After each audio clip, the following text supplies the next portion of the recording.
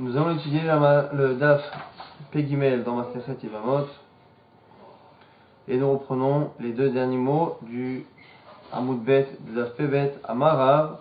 On avait donné une braïta. Dans la Mishnah, on avait dit que Rabbi aussi pensait que l'androgyne c'était un zachar, un mâle, sur tous les plans. C'est-à-dire que celui qui est androgyne, qui a à la fois des organes mâles et à la fois femelles, eh bien, il est considéré au niveau de la lacha, selon Rabbi Yossé, il est considéré comme étant un mâle à 100%. Ça, c'est comme ça que c'est Rabbi Yossé. Et on va apprendre ici qu'il y a une braïta. Donc la braïta, c'est comme une Mishnah, mais qui est enseignée à l'extérieur du Beth Midrash de Rabbi Udanassi, qui a l'air de dire l'inverse nom de Rabbi Yossé toujours. Et donc du coup, la question qu'on va avoir ici entre Rav et Shmuel, c'est est-ce que parmi ces deux enseignements contradictoires de Rabbi Yossi, lequel est le plus valable, la Mishnah ou la Braïta ou la Mishnah? Et Amarav nous dira tout de suite, Lita le matnitin mekame Braïta. L'enseignement chez nous de la Mishnah qui dit que selon Rabbi Yossi, eh bien l'androgynos est un homme à 100%, eh bien cet avis-là de la Mishnah, il est mis de côté, mekame Braïta, à cause de cette fameuse Braïta qui dit l'inverse. Détania, et cette Braïta elle est là. Rabbi Yossi omer androgynos bria bifna asmahi, ou la Braïta nous dit, au nom de Rabbi Yossi, que l'androgyne c'est comme si c'était une troisième espèce, ni homme ni femme. En tout cas, c'est pas réellement ça l'idée, mais en gros, on ne sait pas réellement, les familles n'ont pas su trancher si c'est un homme ou une femme, et donc du coup, ça reste un safek. Et donc du coup, on a une Braïta qui dit au nom de Rabbi Yossi que l'androgyne est un safek, alors que la Mishnah dit que Rabbi Yossi dit que l'androgyne est un homme, et Rav nous dit que c'est la Braïta qui donne le vrai avis de Rabbi Yossi et pas la Mishnah. Agmadia Draba, l'État le Braïta Mikmem Matnitin, c'est pas logique normalement lorsqu'on a une contradiction entre une Mishnah et une Braïta, c'est sur la Mishnah qui est la principale et qui a raison. Agmadia dit Mideshafke Rabbi Yossi le Varzuge, Shma Mina Adarbe. Pourquoi ici exceptionnellement on dirait que c'est la Braïta qui a raison par rapport à la Mishnah? C'est parce que dans la Mishnah, qui en général est l'enseignement le plus fiable, dans l'enseignement de la Mishnah, on voit que Rabbi Yossi il a un zoug avec lui, il a quelqu'un d'autre qui est Rabbi Shimon. Rabbi Shimon et Rabbi Yossé pensent que l'androgyne est considéré comme étant un zachar sur tous les plans. Et lorsque l'on parle après dans la Braïta, on donne l'avis de Rabbi Yossi qui se contredit et qui dit que l'androgyne n'est qu'un safek. Et bien là-bas, on ne donne pas l'avis de Rabbi Shimon. On ne dit pas que Rabbi Yossi pense que c'est un safek, mais Rabbi Shimon continue de penser que c'est un zachar, c'est un mâle. Ce qui veut dire que de là on a une preuve qu'en fait la Braïta, si elle n'a pas cité l'avis de Rabbi Shimon, c'est qu'elle sait qu'on est censé le connaître. Ce qui veut dire que la Mishnah doit être lue en premier. La Mishnah on apprend que Rabbi Shimon et Rabbi Yossi ont dit quelque chose, et la Braïta vient se juxtaposer à cette Mishnah pour nous dire que parmi les deux avis qu'on connaît, Rabbi Shimon y reste le même, Rabbi Yossi l'a changé. De là on voit que le fait que dans la Braïta on n'ait pas cité Rabbi Shimon, ça sous-entend que dans la progression, dans la chronologie, c'est d'abord la Mishnah qui est enseignée, et après la Braïta.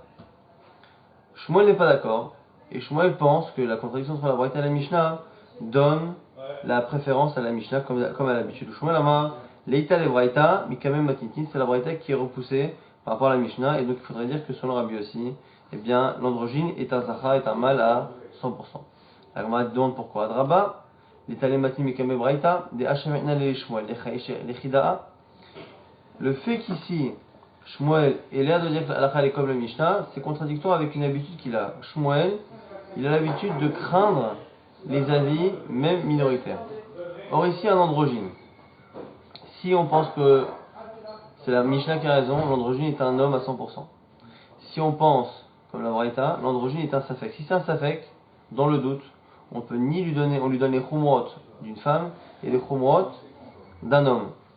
Or, puisque Shmuel a l'habitude de craindre les avis minoritaires, normalement il aurait dû craindre la Braïta, parce que si la Braïta dit que c'est un safek, eh bien on devrait la craindre selon Shmuel. La Gemara nous dit anémile, kilo mit akamet matnitin, aval ki mit amit akera matnitin, lo chayesh. La Gemara dit non, Rabbi Shmuel, lorsqu'il a l'habitude de craindre les avis minoritaires, c'est lorsque on a une Mishnah qui est avérée comme étant existante et bonne, et cette Mishnah qui est avérée bonne, eh bien il a l'habitude de craindre même les avis minoritaires.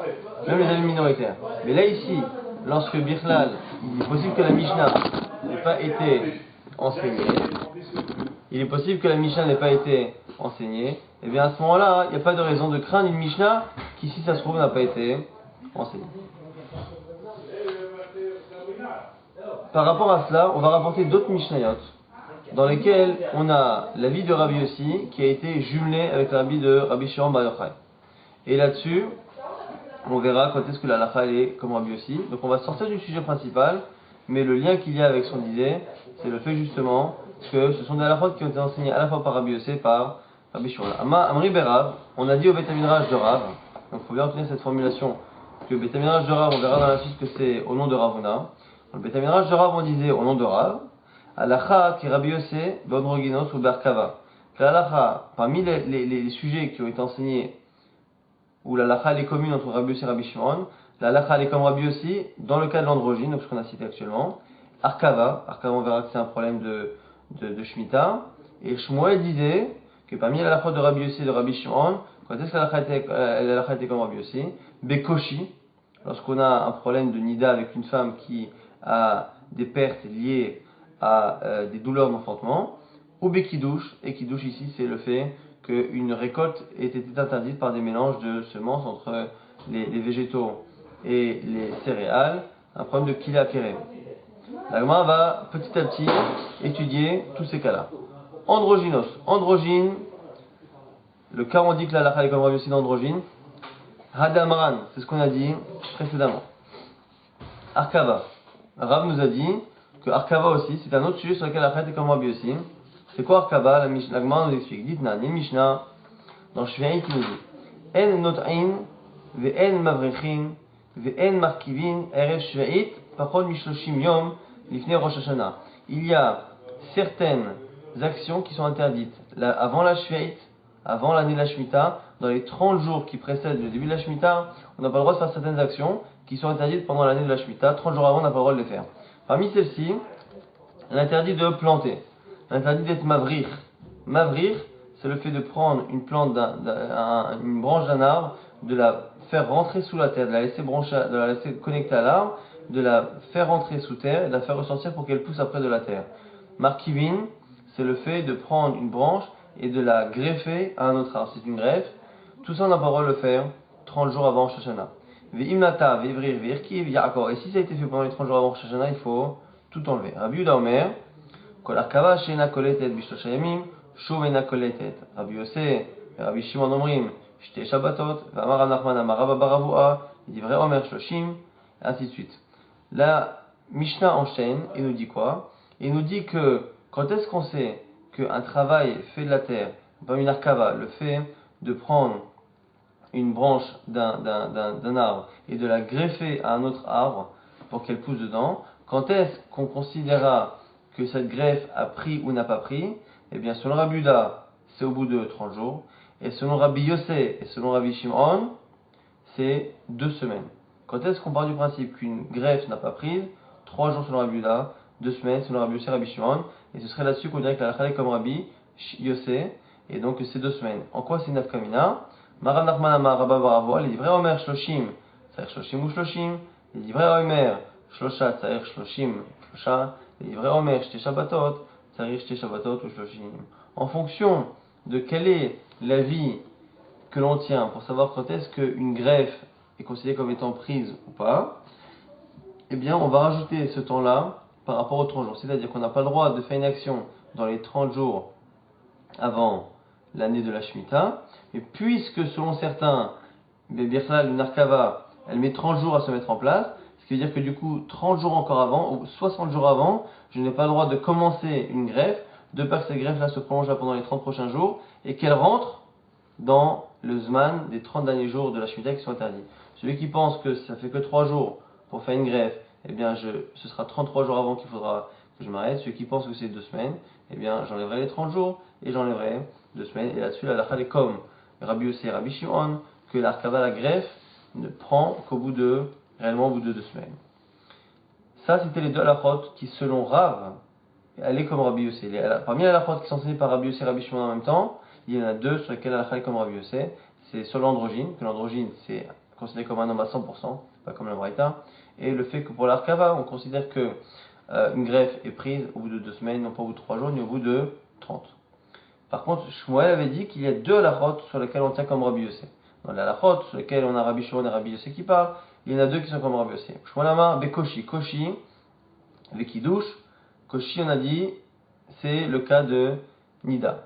Alors, à l'époque, aujourd'hui, on a, depuis l'époque de l'Agma, à la fin de l'Agma, les femmes ont pris sur elles, à chaque fois qu'elles voyaient une perte de sang, de prendre sur elles 7 jours comme si elles étaient Zava. Mais à la base, le cycle de Nida d'une femme était lié à des jours dans lesquels elle était apte à voir ses règles. Lorsqu'elle avait un écoulement, elle était Nida. Une fois qu'elle avait fini ce Zman-là, commençaient 11 jours entre les deux cycles de règles. Et pendant ces 11 jours, c'était des jours de Zavout. C'était des jours où, quel que soit l'écoulement qu'elle voyait, cet écoulement-là n'était pas lié à un écoulement de règles, mais à un écoulement de Zava. Et parmi les écoulements de Zava, il y avait deux dynimes. Si elle voyait un jour un écoulement, et même un deuxième jour le lendemain, elle était Zavaktana, petite Zav, une Zavout, une impureté liée à un écoulement qui ne rend impure que pendant un jour. Si par contre elle voit un troisième jour d'affilée, elle devient Zavakdola, et l'impureté elle est plus forte, à ce moment-là, elle a une impureté de 7 jours. Par rapport à cela, on a besoin de savoir toujours dans quel cycle est la femme pour savoir quand est-ce qu'on commence les jours de Nida, quand est-ce qu'on enchaîne sur le jour de Zavout. Et une femme qui est à la fin de sa grossesse et qui a des pertes, elle a besoin de savoir si ces pertes sont liées à un problème de Zav ou si c'est des pertes qui sont liées aux douleurs qui précèdent l'accouchement. Et pourquoi c'est important? Parce que si c'est pas lié à l'accouchement, eh bien ça veut dire que elle est Zava. Et si elle est Zava, elle est ce qu'on appelle Yoledet Bezov, c'est-à-dire qu'elle accouche en état de Zavout, en état d'impureté, et à ce moment-là, elle n'a pas le même cycle qu'une femme normale, une femme normale au départ, elle a une impureté en fonction du fille, la fille ou le garçon pendant les premiers jours, 7 et 14 jours, et après, elle a des jours de pureté où pendant 80 ou 40 jours, tous les écoulements qu'elle voit la laisseront pure, ce sont des écoulements qui seront toujours considérés comme étant purs. Cela n'existe que si, à la base, elle n'a pas accouché en étant Zava. Ce qui veut dire qu'on a besoin de savoir, pour savoir le cycle et l'éventuelle pureté de la femme dans les 40 et 80 jours qui suivent l'accouchement, on a besoin de savoir si les pertes que cette femme a eues dans les dernières semaines qui précèdent l'accouchement, on a besoin de savoir si c'était des pertes qui étaient liées à l'accouchement ou qui étaient liées à Zava. C'est très important. Et là-dessus, on va avoir une marloquette sur jusqu'à combien de temps avant un accouchement on peut estimer que les pertes que la femme a eues sont liées à l'accouchement. Jusqu'à quand on va faire dépendre une perte des douleurs pré-accouchement. Ditna ni Mishnah. Kamaye Kishuya, Rabbi Meir Omer, Oarbaim Chamishim Yom. Rabbi Meir dit 50 jours.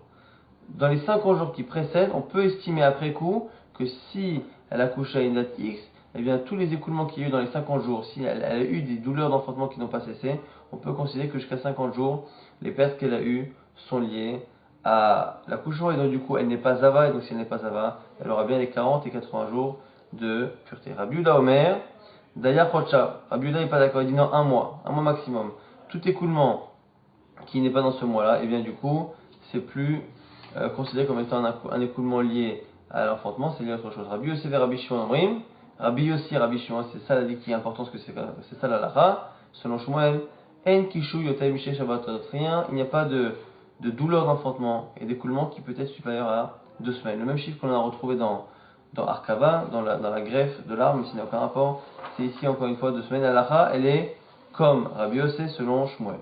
Kiddush, dans le cas là-bas de Kila Kerem, des mélanges de semences, Ditnan, Amsaker Gafno, Agabet Tevo Ato Shel Chavero, quelqu'un qui fait un mélange entre sa vigne et le blé de son voisin.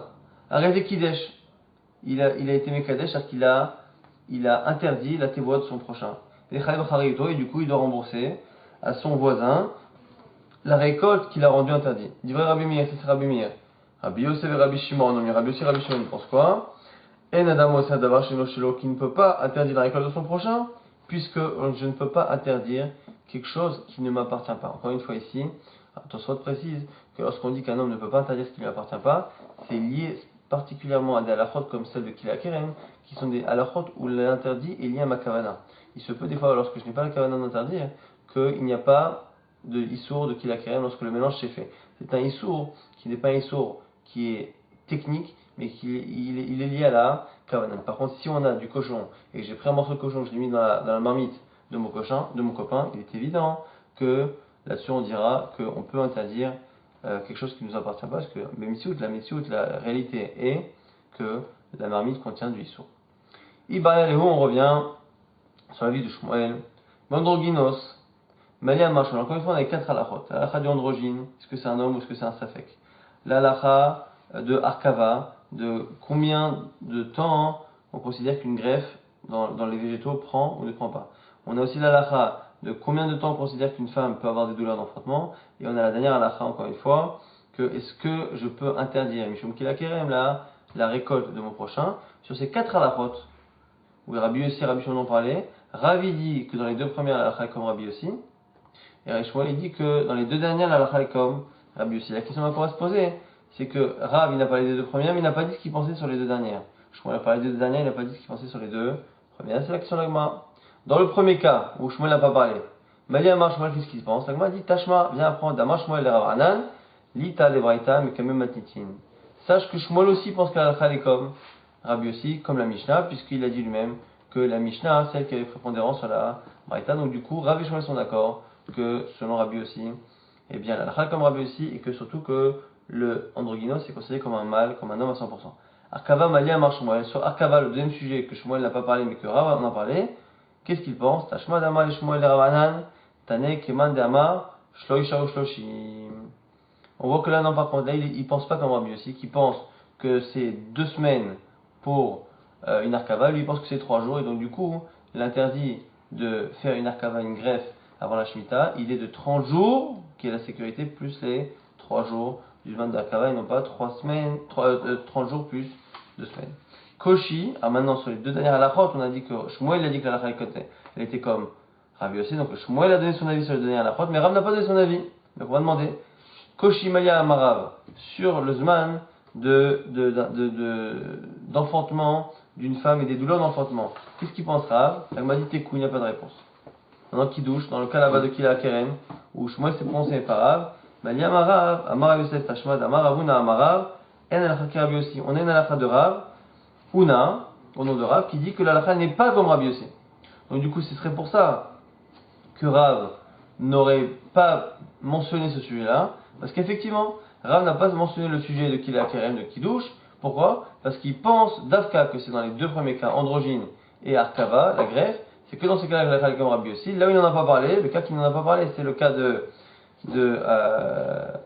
Kiddush, de Kila Keren. Il n'en parle pas parce qu'effectivement, il pense que la halakha n'est pas comme Rabbi Yossi. Tu as entendu au nom de Rav que la halakha n'est pas comme Rabbi Yossi?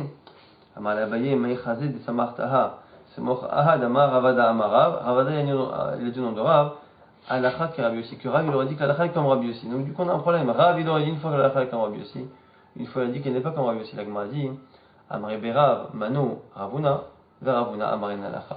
Base, repose-toi sur Ravuna. Pourquoi? Parce qu'encore une fois, nous, à la base, pourquoi on se pose la question, qu'est-ce qu'il pense Rav? Parce qu'au départ, on avait 4 halachot.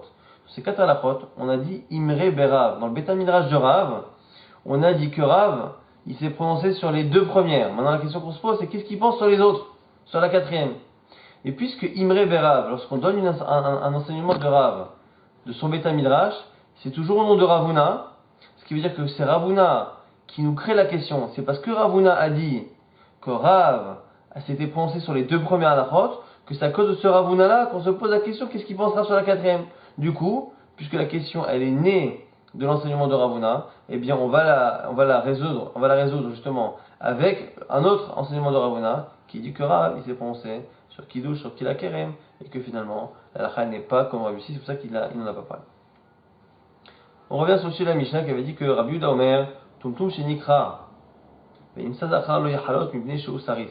On a vu qu'un sarif, quelqu'un qui est stérile, il ne peut pas faire la mitzvah de hiboum et pas non plus la mitzvah de chalitza. Maintenant un tumtum c'est celui qui a des organes, mais les organes sont masqués par une peau, par une chair qui est au-dessus des organes. Si cette peau-là se déchire et qu'on se rend compte après coup que c'est un homme, du coup on pourrait penser que comme c'est un homme, il peut faire la mitzvah de hiboum et chalitza, mais Rabbi Yehuda que ce tumtum là, puisqu'il a particularité que justement ses organes a été cachés, eh bien il ne peut pas enfanter. Comme il ne peut pas enfanter, eh bien il est comme un stérile classique, il n'a pas la mitzvah de yiboum. Donc s'il fait une khalitsa, la femme elle n'est pas considérée comme étant khalitsa, elle est même mouteret à se marier à un Kohen. Amar Rabbi Ami, l'agma l'objecte. Il dit comment tu peux dire, Rabbi Yehuda, que ce tumtum là, il ne peut pas enfanter. Mais Avider Rabbi Yehuda, les tumtum deverit des hautes voix à Bekourse, Veikra, Veolish Vabenin. Qu'est-ce qu'il va dire Rabbi Yehuda sur cette histoire du tumtum de la ville de Béré, que un jour ils l'ont assis sur une chaise, et lorsqu'il s'est assis sur une chaise, ou qu'on l'a assis sur une chaise, eh bien la peau qui masquait les organes a été déchirée, on s'est rendu compte que c'était un homme, et dans la suite, il a eu 7 enfants. Comment Rabbi Yehuda peut nous dire qu'un tumtum ne pourra jamais enfanter, même lorsque les organes sont sortis, alors qu'on a une histoire où il y a un tumtum qui, après que les organes aient été dévoilés, a eu 7 enfants. Tanya, Rabbi Yehuda Malach, elle m'a dit, qu'est-ce qu'il a dit Rabbi Yehuda?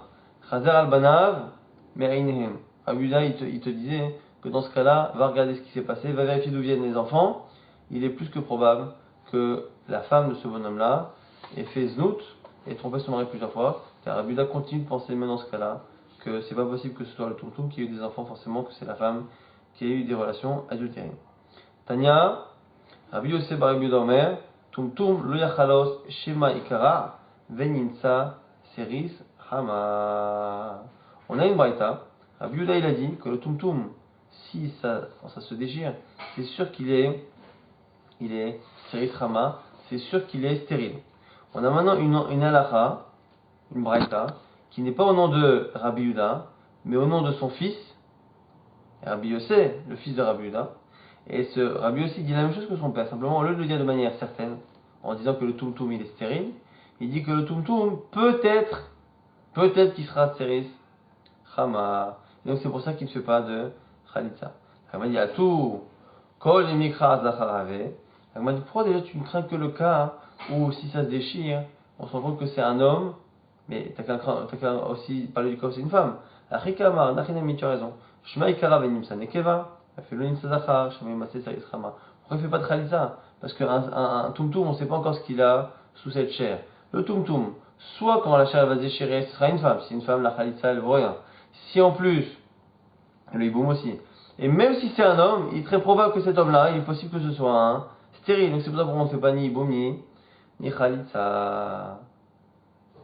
Maï ben m'a dit c'est quoi la nafkamina? Puisque finalement, quelqu'un qui est tumtum, selon Rabbi Yehuda, il ne fait pas de khalitsa parce qu'on sait qu'il est stérile. Selon son fils, Rabbi Yosef ben Rabbi Yehuda, on ne fait pas de khalitsa ni hiboum. Pourquoi? Parce qu'on n'est pas sûr, peut-être qu'il est stérile. Bon, finalement, à la khalema, on ne peut rien faire. Alors qu'est-ce que ça change? Si la lacha c'est qu'on ne peut rien faire, à quoi ça sert de me préciser que l'un il pense qu'on ne peut rien faire parce qu'on sait qu'il est stérile, l'autre parce qu'on n'est pas sûr qu'il soit stérile? C'est pareil, mais il n'y a pas d'afkamina.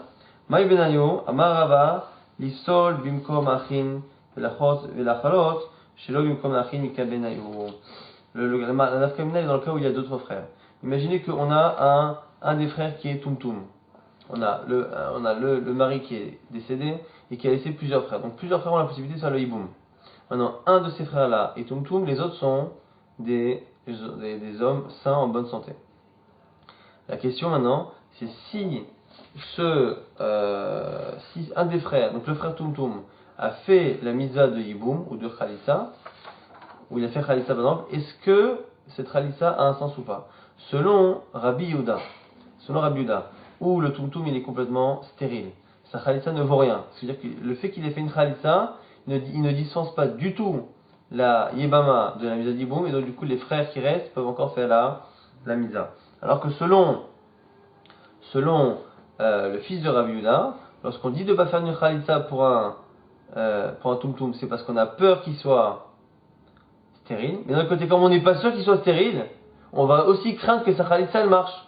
Donc si on craint que sa khalitsa elle marche, s'il y a plusieurs frères qui peuvent faire la mitzvah, mais que manque de peau, c'est le tumtum qui est passé en premier qui a fait la mitzvah, et bien à ce moment de khalitsa, et bien on craint que cette khalitsa elle marche, et du coup les frères ne peuvent pas faire la mitzvah. C'est un afkamina qui est entre Rabbi Yehuda et son fils, de savoir si en général quand le hiboum et la khalitsa ne sont pas faites par un tumtum, c'est ce que parce qu'on sait qu'il est stérile ou parce qu'on craint qu'il soit stérile. On continue. Amar Rab Shmuel bar Yehuda Amar Rabbi Abi Achwa des Rabbi Yehuda, Bar Zavdi, Amar Rabbi Yehuda, Amar Rav, toute cette chachelette là au nom de Rav, Androgynos, Chayavim Alav, Skila Mishte Mekomot. Celui qui a une relation avec un un homme qui a une relation avec un androgynos. Androgynos, on a dit c'est celui qui a les organes à la fois féminins et masculins. Et bien cet homme qui a une relation avec, il serait chayav ce qu'il a, comme pour une relation homosexuelle, quel que soit l'endroit où la relation a lieu. Qu'il ait lieu dans l'endroit où en général une relation homosexuelle a lieu, et même lorsque la relation a lieu dans l'endroit qui s'apparente chez ces androgynes à un sexe féminin, même dans ce cas-là, eh bien selon Rav, ce sera considéré comme une relation homosexuelle et donc du coup, on sera chayav ce qu'il a. Métiv en object, Rabbi Lezer Ama, androgynos, chayav ala ce qu'il a, kevezachar, amin varim amurim, vezachut shelo, aval benagvut shelo, pato. La Gemara l'object avec une braïta qui dit qu'au contraire, l'androgyne, on sera chayav sur l'androgyne que justement kezachar, que comme un homme, et donc du coup, que lorsque c'est fait exactement comme avec une relation entre deux hommes. La Gemara dit, Hudeama, ki haitana, detania Rabbi Simai Omer, androgynos, ravim alav, skila mishteme komot. La Gemara dit, en fait, Rav, il parlait selon Tana. C'est une marloquette Tanaïm, ce qui veut dire qu'en fait, ce qu'il a dit Rav, qui est un Amora, c'est déjà sujet à une marloquette Tanaïm. Il y a deux Tanaïm, Rabbi Simai qui pense que l'androgyne, il y a deux endroits sur lesquels on peut être ce qu'il a, et il y a un autre Tana, qui est le Tana précédent, qui était Rabbi Lezer, qui pense qu'il y en est chayav que sur un seul endroit. Maïtama de Rabbi Simai, maintenant pour Rabbi Simai, il pense que l'androgyne, celui qui a une relation, un homme qui a une relation avec un androgyne, mais dans la partie qui s'apparente à un sexe féminin, même lui il est considéré comme ayant une relation homosexuelle, donc il est chayav ce qu'il a. Pourquoi? Amarava, Rava il dit quoi? Il dit Baramdouri Asberali. Il y a un chacham qui s'appelle Baramdouri qui m'a expliqué la zvara. Pourquoi? Il y a un passage qui dit Ve'et Zachar est un homme, Lotishkav, tu ne coucheras pas avec lui, Mishkeve Isha, tu ne coucheras pas des manières que l'on a de coucher avec une femme, au pluriel. Et comment c'est possible d'avoir plusieurs manières? Et Zéou Zachar Boshne Mishkaot, comment c'est possible d'avoir un homme sur lequel il y a deux manières d'avoir une relation avec lui? La Gemara nous dit, et Veomer Androgynos, c'est justement une référence à l'androgyne qui même s'il est considéré comme un homme, il y a deux manières d'avoir une relation avec le Rabbanan. Chachamim qui ne sont pas d'accord. Rabbanan ici c'est Rabbi Lezer, en fait. Rabbi Lezer qui pense que l'androgyne c'est comme un homme, il n'y a qu'un endroit sur lequel on peut être chayav sur la relation. Rabbanan, Afalgav, des Idbe, Shne Mishkavot, même si effectivement il y a marqué Shne Mishkavot, Et Zachar, comme au début du passage il y a marqué Et Zachar c'est un homme, c'est pour préciser que l'androgyne aussi, on sera chayav que si on a une relation avec lui comme un homme. Et Rabbanan, Zachar Greila Minaleo, et du coup, si ce passouk là, pour Rabbanan, le mot Zachar vient nous préciser que l'androgyne, il n'y a qu'un seul cas où on sera chayav, quel est le passouk qui parle d'une relation homosexuelle classique? Nous dit la Gemara, c'est de Ve'et, mi Ve'et. Le fait qu'on ait dit Ve'et Zachar, et bien du Ve'et on apprend la relation entre un homme et un homme normal, et du mot Zachar, on vient apprendre que dans le cas d'un androgyne où il y a Mishkeveh, où il y a plusieurs manières d'avoir une relation, et bien Et Zachar, ce sera que de la manière masculine que ce sera chayav, alors qu'encore une fois, on a Rabbi Simai qui pense que comme Mishkeveh c'est marqué au pluriel, plusieurs manières de coucher, de là on apprend qu'il y a Chiyuvim dans les deux cas. Maintenant au passage, d'où sait-on qu'une relation interdite est aussi interdite lorsque la relation n'a pas lieu dans l'endroit classique, mais une relation anale? Isha, Shelo Kedar Kamen Aleu, dont le sait, la Gemara dit de ce pasuk-là, Mi Isha, Mishkeveh Isha, on aurait dû dire Ve'ezachar, Lotishka, Mishkeveh, le fait de dire Isha, Isha en plus, c'est nous apprendre que même chez une femme, Mishkeveh Isha, il y a deux manières d'avoir une relation, et ces deux manières-là sont considérées comme, sont reconnues comme par la Torah comme étant une relation. Donc lorsque la Torah nous dit de ne pas avoir une relation avec une femme interdite, c'est dans ces deux parties-là du corps. Amar Rav Shizvi, Amar Rav Chizda, Lolakol, Amar Rabbi Lezer Androgynos, Zachar Me'alyahu.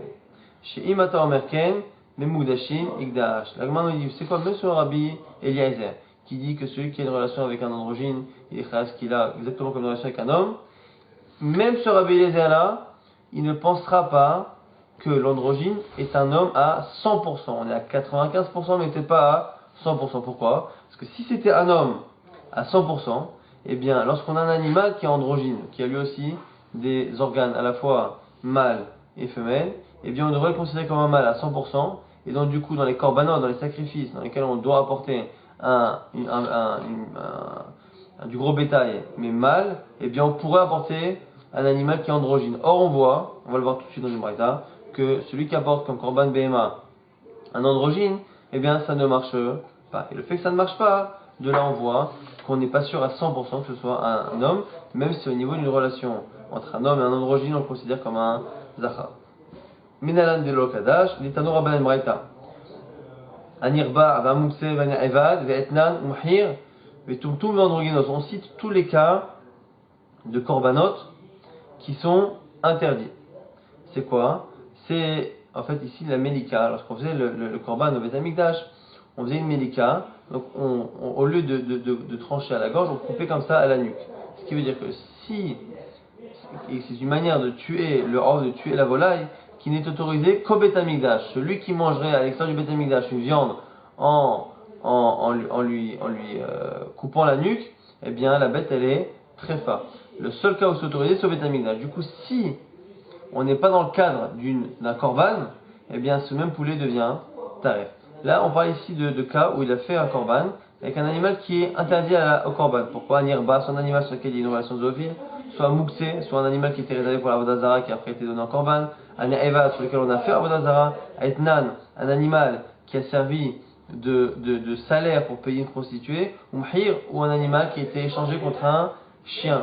Etnan zotan donc notre élève, mais tumtum androgynos, et l'animal qui est tumtum ou qui est androgyne, qui a les deux parties génitales, metamim, begadim, abetablia, eh bien si on les a pris pour des corbanotes, donc du coup on a fait la médicale, mais en fait ça marchait parce que c'était pas des corbanotes, et bien ils sont impurs, et ils impurifient la personne qui le mange, Mishum, Nevela, il a surhabillé les Omer, Tumtum androgynos, El metameim begadim abetablia, vient nous dire Rabbi Eliezer, que comme ici on parle de volaille, la volaille, dans ce genre de cas, eh ben, l'androgyne et le tumtum ne transmettent pas d'impureté. Ce qui veut dire que même Rabbi Eliezer il est d'accord que si on parlait d'un animal, du gros bétail, d'une vache, eh bien, ou d'un taureau, eh bien androgyne on ne le considérait pas comme un mâle. Chez Rabbi Eliezer Omer, comme chez les Mar, Zachron Keva, Atamosim tumtum androgynos, Mibnehem, Oh, foil velo nemar, bo, Zachron Keva, Atamotsi tumtum androgynos,